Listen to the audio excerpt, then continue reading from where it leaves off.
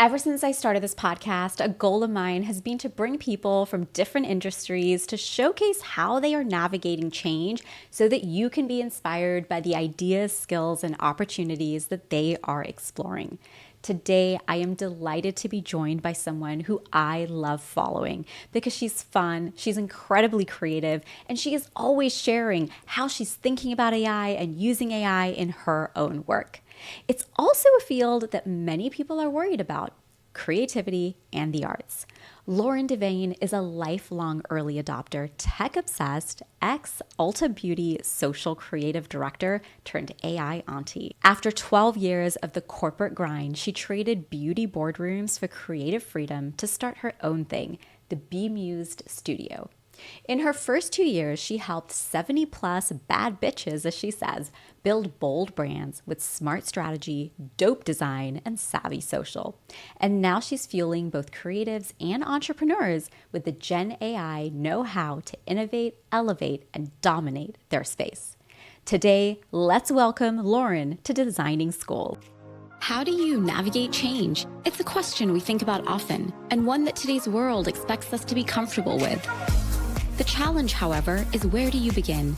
And how do you develop the mindset and skills to be successful?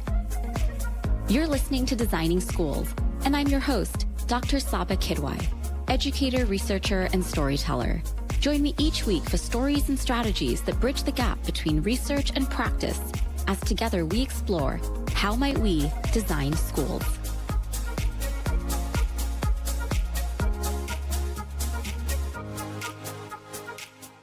I would love to know, if you knew then what you know now, what would you tell yourself as a student in high school? I don't know that I would tell myself too much differently, because I think in high school, I was one of those kids that kind of did everything. I was on our varsity soccer team for 4 years. I was the captain as a senior, but then I was also yearbook editor. So I was doing the athlete thing, but also the creative thing. And I had all sorts of different groups of friends. I really think I did high school in a way that helped me get into the position I'm in today. I do think I probably would have reminded myself that I have ADHD, and I wasn't diagnosed until I was 33. I'm 36 now. So it's a late diagnosis, which I think a lot of women end up with. In high school, I was all over the place, and I was this kind of creative brain that thought a little bit differently about things, which can make you feel a little bit, not necessarily ostracized, but it's just, you don't think the same way. I think I'll tell myself that is a superpower. You need to lean hard into kind of your creative chaos and let that kind of drive you, rather than feeling like it's something that you should be hiding or covering up. I definitely think that's probably one of the things I would have gotten myself more on board with ahead of time. I think that's so interesting because we find that a lot of people who are more innovative, more entrepreneurial, and can just embrace, go with the flow, do these things are actually people that really struggled inside of school. So I think that's such an important message for people to hear. And I want you to tell it here about how you taught yourself Photoshop at 8 years old. So what year was that? And now that makes me even more curious, given what you just shared. Was that something that you just weren't getting from school? How did that interest even emerge? And then how did you teach yourself? Because that must have been pre-YouTube. Yeah, so it was, but I was thinking about it. It must have been in junior high, pre Photoshop. I still remember, because my dad was in software sales, but he's always been super into tech, and we'll probably get into that. But he built his computer. So I had a computer in my room when I was in third grade, which is unheard of back in the 90s. I remember building PowerPoint presentations about the Backstreet Boys, adding in animations and doing word art. I've always been very interested in kind of layout design, and I was doing Disney Magic Artist Studio and using Kid Pix early on. And then I graduated from those tools as I got into junior high, and my dad got me Photoshop. I remember it was the CD-ROM. There was 3 different CDs to install the program. But I was like, I'm going to play with this and figure it out, because no, there was no YouTube. This was in the 90s. This would have been 1999. I still remember, and it makes me sad to think about. But when 9/11 happened, I was in 8th grade, and I remember making CD covers. I took the Enrique Iglesias song Hero that had been like the song of when that was happening, and made the covers for the CD to give to my friends because that was how you shared music. I remember doing that in Photoshop and making the CD cover, printing them out, and using the label thing to stick them on. I was always so interested in collage and being able to take things from one place and bring them in and playing with the layers and playing with all of that. And I just was like, I'm obsessed with this. This is so fun. And it was nothing else that other people were doing. But then as I got older and got into high school, I took graphic design classes and I learned Corel Draw and Quark Express. And then I was doing yearbooks. So it was like InDesign. So I've been in the design world like my entire life. And I've always been so obsessed with it. I barely can drive in the car without being like, that kerning on that text is bad, or why did they put that image there on that sign or that advertisement? But I can't not look at design and not critique it in my brain. I love that. And I think that's such a precious experience to have been able to recognize that in yourself when you're younger, but not have allowed it to go to the side, but to have embraced it. Would you say that when you were younger, pre-high school, that was something you were getting inside of school as well as outside, or what did that feel like for you? Yeah, I think my parents were very supportive always. My dad was the tech guy. Was the one that was like, oh, early adopter. I remember when he brought home the portable DVD player. And it was just always, he was the tech guy, but then my mom was always like the creative. So we would have like coloring contests with my brother and sister. We'd have to all color, and then she would judge based on not knowing who did what. But then she would also do like puff paint sweatshirts for us. And she was always pushing creativity. I remember one time we had a babysitter, and I asked her before the babysitter came over if I could have a lemonade stand. And she was like, no, we don't have the stuff for a lemonade stand, Lauren. You're not doing that.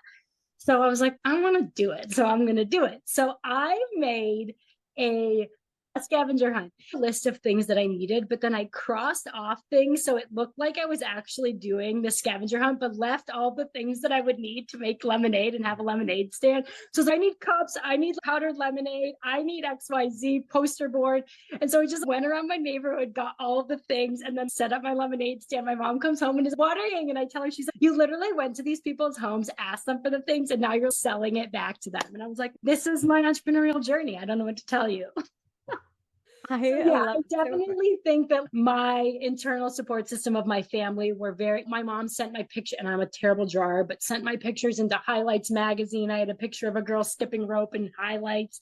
I got a poem published in first grade about pumpkin seeds or something. They were always super supportive. And getting into high school, I had that ability to start taking classes that I felt were going to help me in what I wanted to do. I was taking print design rather than the regular reading, where it was more about journalism and how to write for newspapers. And I was on yearbook. I went to yearbook camp, right? I was able to really find my things. And then I thought I was going to do journalism. So I went to Mizzou for a semester. But the entire time I was there, I was designing posters for the concert. So I was like, I got to switch schools and do design. This is truly what I meant to be doing. I had to convince my dad that graphic arts was a thing and I could make money. I convinced him, and I did, and here we are.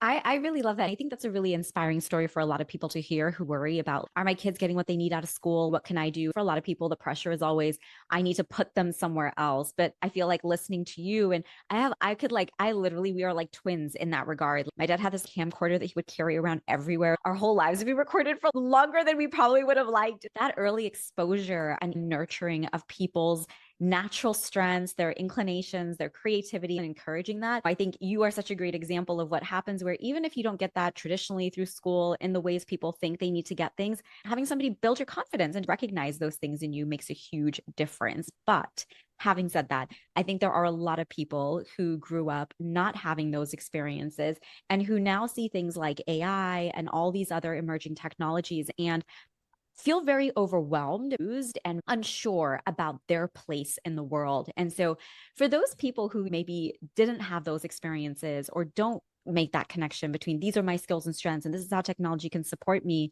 what is some advice that you share with those individuals, or what kind of conversations do you have?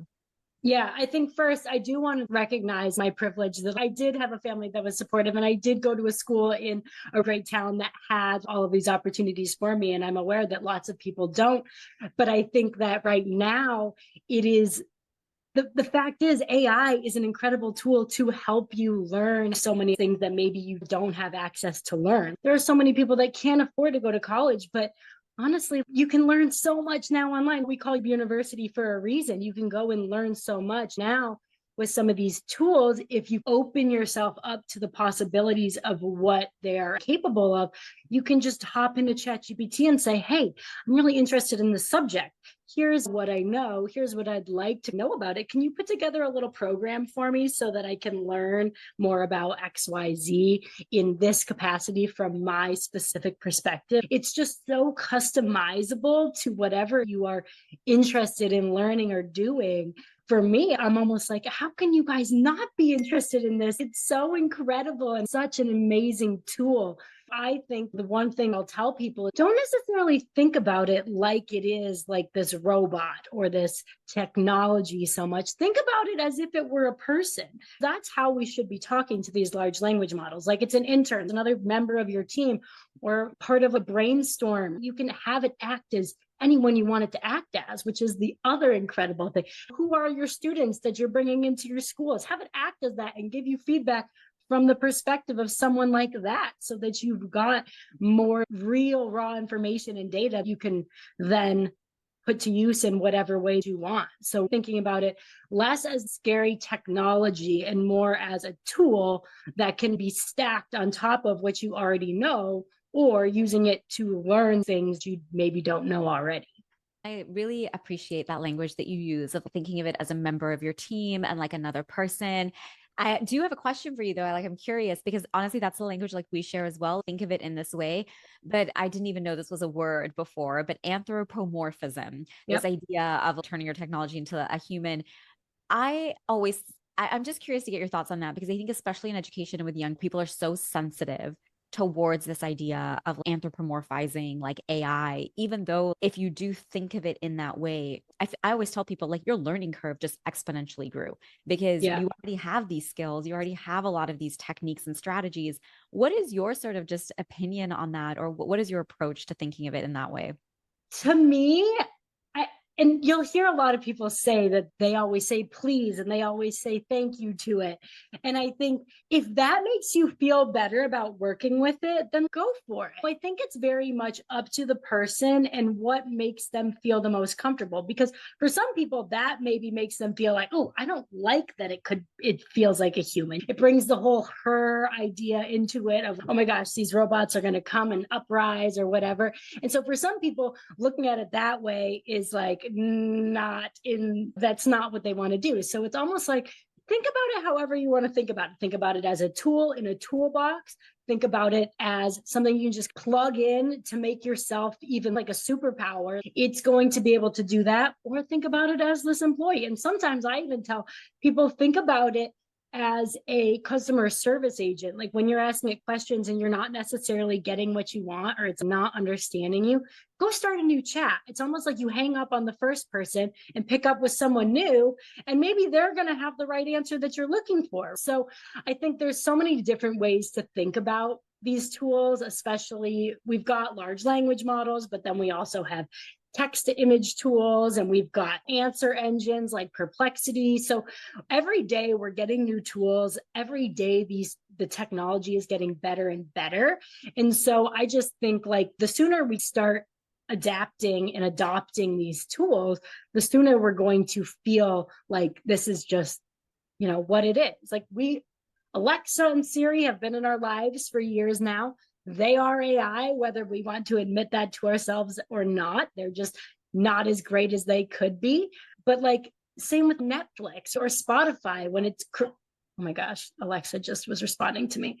But like these tools, they're using AI to say, here's the next series you want to watch, or here's a playlist that I made for you, right? So we've been using these AIs for a long time. It's just now that we have them in a chat format and much more accessible to the everyday person, it feels a little bit different, but this isn't that new. It's just a matter of getting the world as a whole, or the humans as a whole, to just be, all right, this is the new normal. We just like the internet, right? It was weird back then. AI is not going to feel weird in a couple of years. No, I totally agree with you. And I think one of the reasons, at least, why we encourage people to think of it as if you're working with a human is because otherwise they do tend to treat it like Google. And then they do tend to not get the results. They struggle to continue the conversation. So there are a lot of strategies that just we do in our day to day when we're working with people that just completely apply over here as well, versus you having to feel like there's this like new learning curve or there's a new thing that you have to do. One of the things that I like a lot about your content, and we're going to share your links to your things because you're so fun to follow. Like I was telling you earlier, it's very rare to find people who can really get more nuanced and more detailed and aren't afraid to give some opinions on what's what. But I am curious to hear, what are some of your favorite tools? How do you even see the core set of tools? Like, how do you build your AI team? It's a great question, because as someone that's shifted from doing brand design and creative to AI and helping creative entrepreneurs, every day in my inbox, oh, new tool, new version, new update. And so I end up spending so much time testing all of the different tools. And sometimes I forget about one that I'm like, oh, this one was so good. I can't believe that I'm not even using it for this. But the ones that I use like on a daily basis, like I don't go a day probably without using them, would be, so ChatGPT and Claude are both the large language models that I use. I have had very poor luck with Google Gemini. I don't really mess with it. Every time I go to it, I'm like, this is not good. But Claude has recently had an update to Claude 3.5 Sonnet, and they've added projects, which are like custom GPTs, and they've added artifacts. So it's writing code and creating apps right there that you can share with other people. So it's really good. So I've been leaning into Claude a lot more heavy recently. But then I'm also a really big fan of Perplexity recently. And Perplexity is, what I was saying, is more of an answers engine. So it's going to replace Google for you. It'll go and do the searching for you, bring back an answer, and then tell you, here's where I gathered my information in order to give you this new answer. But what's really cool about Perplexity, if you pay for it, is it's using the large language models on the back end. So basically, it'll go do all of the research for you, and then it can use Claude or it can use GPT to write that secondary piece. So it's like when I need actual facts and I need recent information, I'll go to Perplexity. But if I'm working on something that was more strategy and I don't necessarily need it to have recent information, then I'll use Claude or ChatGPT to do that. But then in terms of image generation, I love MidJourney. Just yesterday, we got an update to MidJourney, but And you're so good at that, by the way. I gotta pause and say, like, you're one of my favorite like MidJourney people. I think you are so talented. But along with talent and showing what's possible, your contextualization of application is really well done. Thank you. I think that's why I have so many people that really are drawn to the work I'm doing, because it's not just here's a picture. It's okay, what can we do with this picture now? Are you a brand designer? How can you use it to create stock imagery? How can you use it to create custom mock-ups for your clients to make them feel like, oh my gosh, this is the brand that I'm dreaming of, right? Here's your office, and here's the signage, and here's all these things that you can now do so much quicker, rapid ideation. There's just so many possibilities. And I think because of my background in always designing, but then also working as creative director over social at Ulta Beauty. So I was in the beauty space. I was on shoots. I was producing videos, so I could see all these different views of, oh, here's how the stylist could be using this. Like, we have to always go and find the right props. So what if we created images in MidJourney of what the shoot could look like?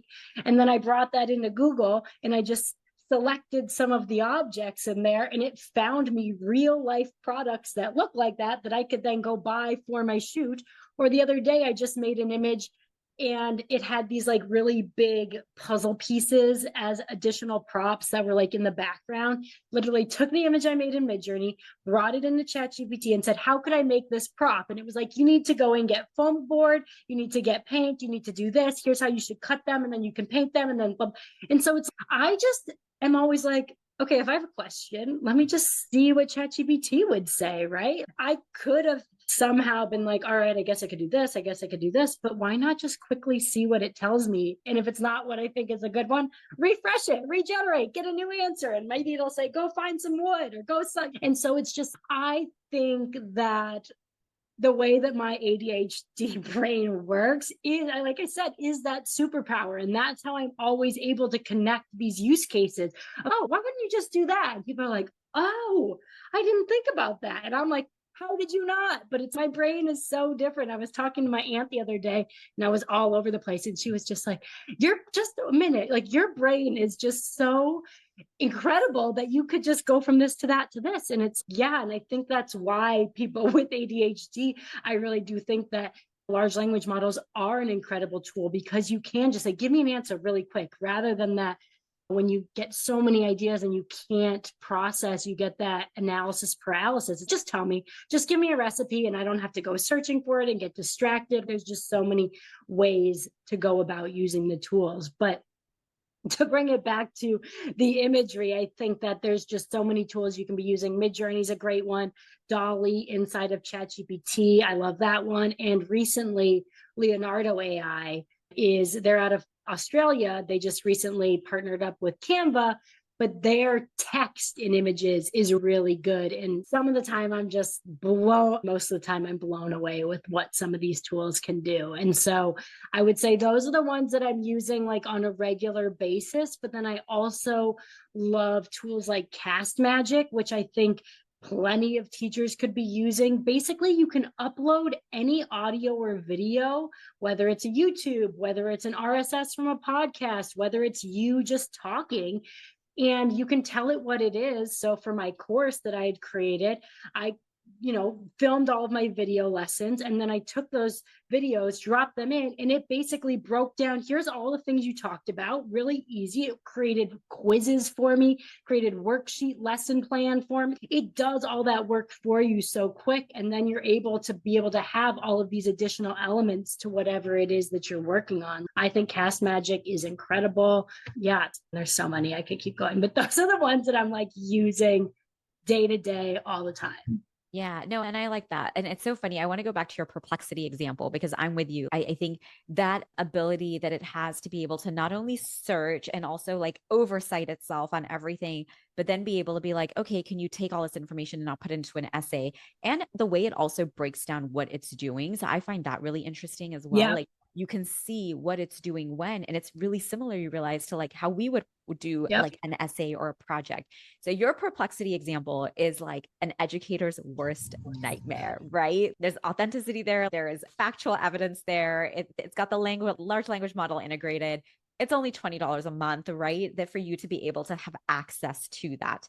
So that at the same time, one of the things that I love about what you shared alongside that was all these gaps and all these problems and all these barriers that you are now able to solve for yourself to generate income, to build your business, to build your career, to do all these things, something that people are really struggling with right now, especially those coming out of school, whether it's high school or whether it's college. So there is an amazing balance you have here in these two elements. And I'm curious what you might say to people who think it's cheating or who think like it's going to kill creativity and critical thinking. I don't think that it's going to ever kill creativity or critical thinking. I personally believe that it is creative. I think a lot of people will disagree with me on that. Oh, it doesn't have original ideas. I can tell you that when you connect to disparate thoughts and ideas and concepts, like those are original ideas. And I think that in order for these tools to work, there has to be a person like driving them, right? So without my thoughts behind it, without my being able to look at the output and say, this is no good, or this is good, or this needs to change because it's not doing this, it's only going to give you potentially mediocre stuff. Yes, they're going to continue to get better, but you have to understand how to decide like what is good and what is not. And you need for some of the image models, like you have to have taste, you have to understand, because it can like, yes, you said all my stuff and you love it and it looks good. You're not seeing a lot of the insane bad stuff that comes through that I have to say, no, yes, but this needs a lot of changes. Let's take this and start working with this piece. But I'm able to decide this is a good one because her eyes are looking this way and this is the way the text is going to be over here, right?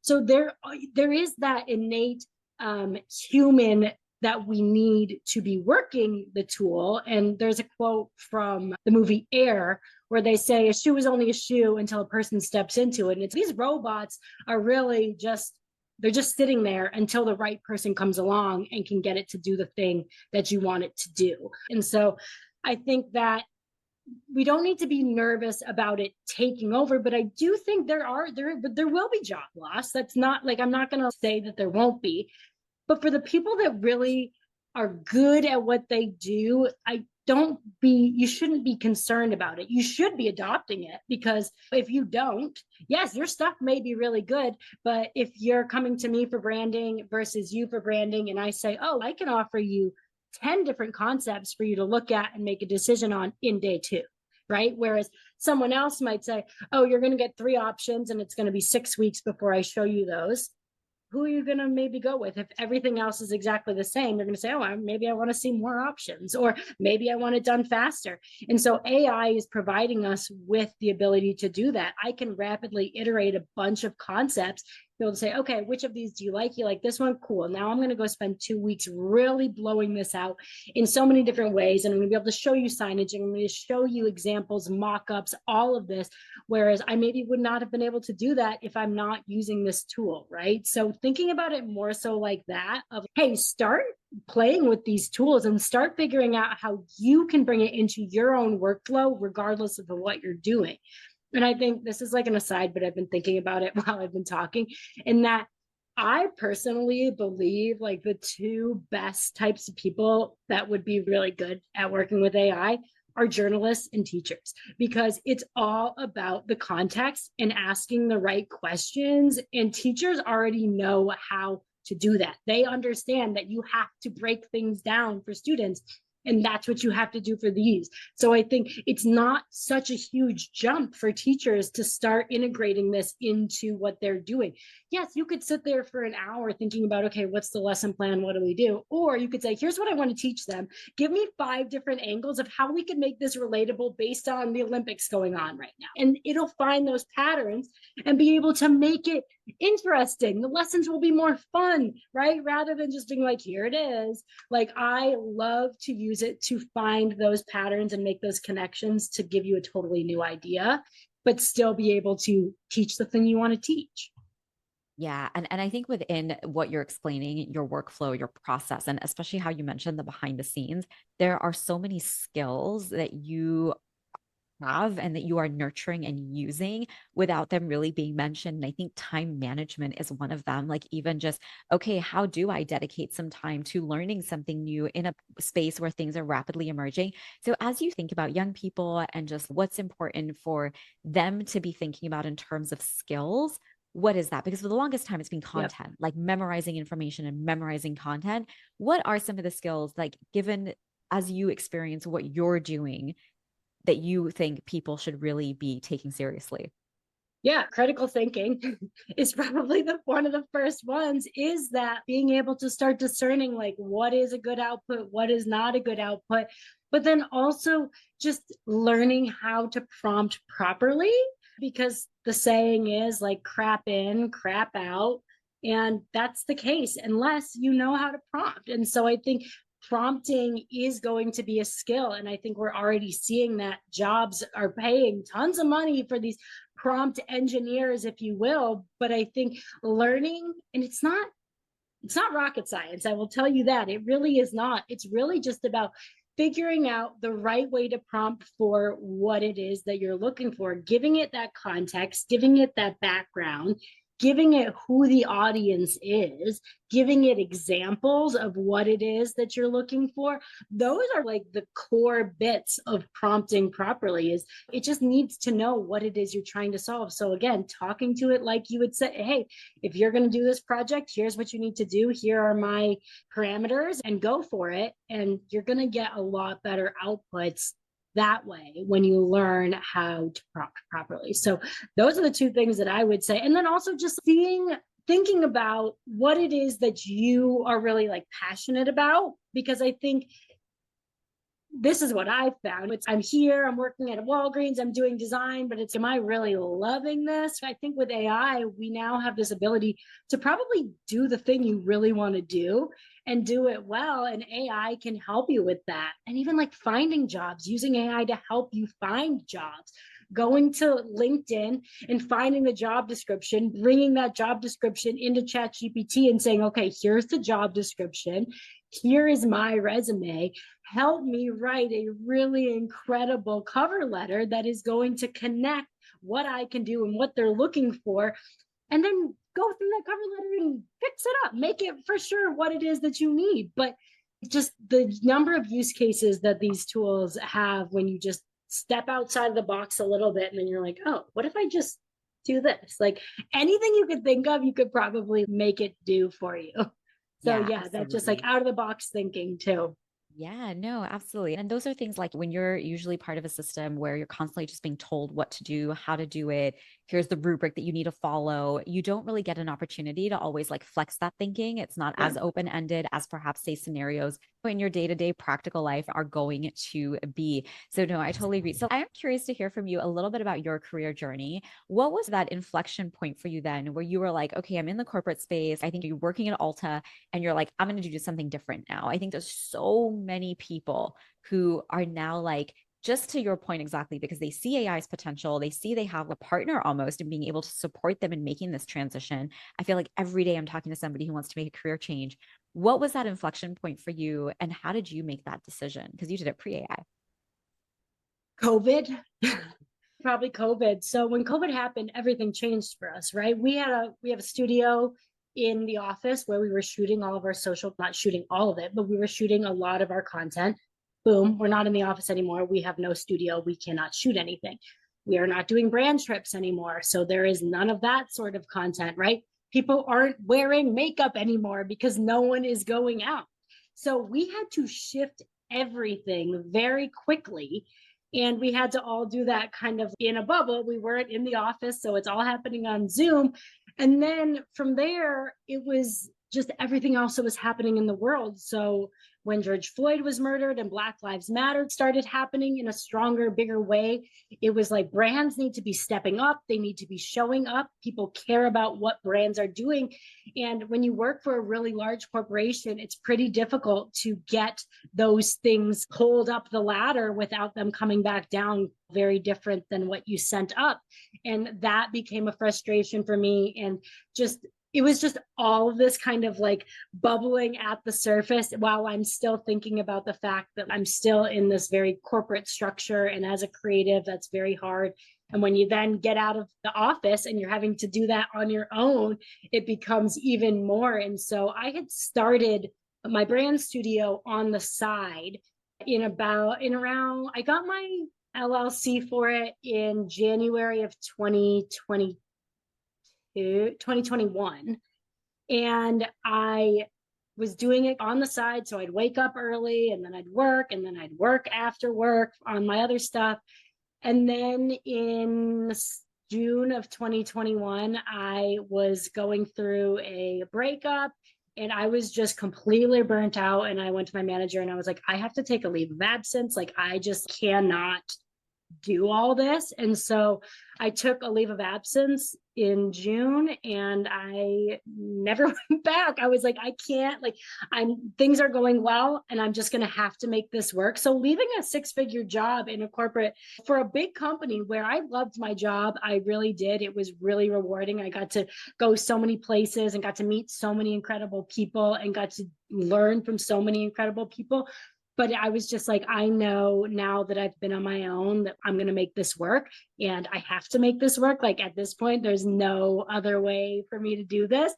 So I just said, listen, like this has been incredible, 5.5, 6 years, but I'm doing my own thing now. And it's been almost 3 years. In September, it'll be 3 years that I've been out on my own, and it's been awesome. But I shifted from doing branding into the AI space early last year. So that was another shift that I was never expecting, because I didn't know AI was even going to be a thing when I left. So I think being able to just pivot, I don't know that everyone can do that. So again, I think that's part of the ADHD superpower of just saying, fuck it, we're going to make it work. And this is what it's going to be. And that's how it was. Yeah. And I think, wow, me and you could be twins. Like from our family story, it's like this. Like I left Apple at the same time as you, like around Yeah. thinking that. But I launched mine in November of 2021. And a really big, one of the reasons I asked this question is because I think a lot of people get really excited by what they see happening in the AI space. And they think, okay, I'm just going to drop what I have, go do my own thing and whatnot. And I don't know how you feel about this, but I always feel like there's an opportunity to like really also make an impact where you are. And if that's not happening and that's not, then okay, looking at other options or looking at other things or going your own path, but then knowing there are a lot more nuances. It's not just, oh, I'm going to talk about AI and just go off and do XYZ. I don't know. What would you say was the biggest thing you struggled with? I think for me, just even currently, the biggest thing that I think I struggle with is that I feel like I always have so many ideas, and there's always so many options. So like right now, I don't have anything for sale because I made this huge big ChatGPT course, and I had over 100 students go through it. But then I'm like, is this right? Is this the right way to do it? When I'm seeing that, ooh, Claude is also really good. So because we have these tools constantly coming out, and these are getting better and these are getting better, it's been hard for me to stick to a lane, because I'm like, oh, I could sell prompts, or oh, I could sell courses, or oh, I could just do lives, or oh, I could XYZ. And it's been like, Lauren, or it's, do I only talk to brand designers? Do I talk to entrepreneurs? Do I talk to everyone? So it's really been, the problem has been there's been so much opportunity, which is like an insane problem to have, but it is a problem for me. And I think keeping up with the pace at which AI has been moving has been hard, because literally you wake up and you get my 10 different AI newsletters, and in each of those there's 3 new tools each time, and it's, man, like this is hard. It's hard to keep up, and it's like, how do I know what are the right things to share? What do people care about? Do they care that this model came out, or are they more interested in XYZ? So it's been a journey of trying to figure that out, and I'm still going to be figuring it out. I don't see it solving itself anytime soon. So yes, even with all of the help of ChatGPT, and it's always helpful. Oh, I just thought of another tool that I love, Pi.ai. If you're not using Pi, it's incredible. We've got the new voice mode of ChatGPT coming, but Pi has been incredible in just being able to help me think through things. It's almost like a therapy bot. I had my niece talking to it the other day. We were up at the cottage, and she was telling me she missed it because her parents went home early. And I said, just talk to Pi a little bit. And she was chatting with Pi, telling it about the special things that she missed with her mom and dad. And it was I love it. I'm obsessed with it. So if you need like a little buddy to chat with, Pi.ai is a really good one. But truly, like just keeping up with the tools, and making sure that you're checking yourself too. I think that's another thing to always consider. It's like, just because there wasn't a tool that could do that thing like last month, like there might be something that can. So I've been encouraging my clients and my students and everyone really to just do every 90 days, do a check-in and see what's new, see if there are tools that can help you do the thing that you want to do now, because there might be. And I think that's incredible. And I love how you talk about Pi. And I also love how you talk about that nuance, because one of the things that I think is so important for young people today is to be able to have some of that experience while they're in school. Like you have these like practice spaces to learn those skills, because it is definitely, I'm with you as well in all of that. It is really hard to learn it and then have to like also generate income from it and have to figure out all these things like when you're older, when you're just like, wow, like how come I didn't get to do more of this experimentation when I was younger? So it's always a big thing we advocate for. But it's so funny. How old is your niece? She's going to be 7. Ah, So okay. it's funny because she was telling it like how old she was, and it was like, oh, is anyone else there with you? And she was like, oh, my sister is there with me. And she asked it if she got along with her sister, and she told it no. But And so then we'll be like doing something and we'll ask a question. She's, oh, just ask Pi. I was like, yes. That's why so why do adorable. fish have scales? Or like, how do worms breathe? Because we were fishing and stuff. But like just the idea of being like, as a kid, and I know a lot of people with schools, it's like, oh, don't let these kids use these tools. But it's, if they can get a quick answer that actually breaks it down in a way that like they can understand quickly, then that's quick learning, whether it's from this tool or whether it's coming from a person. And of course, there need to be guardrails. There need to be making sure that we're not using tools that are going to tell kids to go do things that they shouldn't be doing. But obviously, I'm sitting there monitoring it. We're good. But I do think that it's going to be an interesting way we're going to be seeing learning transform in a different way. And I think schools maybe start using these tools not to have them, because we're going to have students that are going to go to ChatGPT and write articles. And we pretty much know that these AI detectors are BS. There's not really a good way for them to be able to tell if it's real or not. So we know they're going to use it. Like it was like when we were kids, they would have banned the TI-83 calculators when we're taking the test because the kids would put all the answers in it. And it was like, just like when now you've got kids they're allowed to have their computers out, they're allowed to have their phones out. It's like we've evolved. We understand that this is what's going to happen. What's the point of trying to stop it? The more we tell them not to use it, the more they're going to use it. So why not just start incorporating it and teaching the students how to be using it properly, teaching them how to prompt rather than saying, no, this is bad, you can't use it. They're going to go and use it anyways. Let's just get them to use it the right way, right? Absolutely. No, I couldn't agree with you more. It's so funny. And I'm really fascinated by how my nephew interacts with AI tools. So my sister gave it to him one day. Same thing with Pi. And he was talking to it about all his superheroes, like honestly, conversations that we probably wouldn't even be able to really continue in the depth that Pi was able to continue with him. But it was really interesting to have him. He came back after and he's like, what? Google and Alexa, they just don't understand me, but Pi understands me. And I Mm-hmm. was like, wow, that is, and it really is that natural language conversation because he's little, like he has these cute little, Yeah. like his R's, his S's, his L's are not quite clear. It's adorable, but Google, it needs clear language in a very specific robotic way. Do this, do that. Whereas Pi, he can just like yap on about all his little superheroes and it's Right. going to give something right back to him that's going to continue that. So it's so interesting to me to see their fluency and their comfort. Oh, do this, just ask this. And that's the curiosity. Those are the questions usually that get shut down that nobody can't do in the moment. So no, I love, love, love that you share that. Oh my God, I could talk to you all day long. I guess I would just love to close with how can people work with you? How can they learn with you? What are some of your favorite places to share? Obviously, I'm going to link everything below, but it's always nice to have people share.